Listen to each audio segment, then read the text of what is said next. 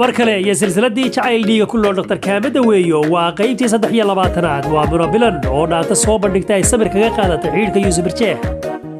ayadoo tidhi xubbi lagu dhaqmiyo reer dhamaysan rabay dhadhan male hadaan la isdhagaysanine dhan u baxaya qayrka iyo dhaganuglow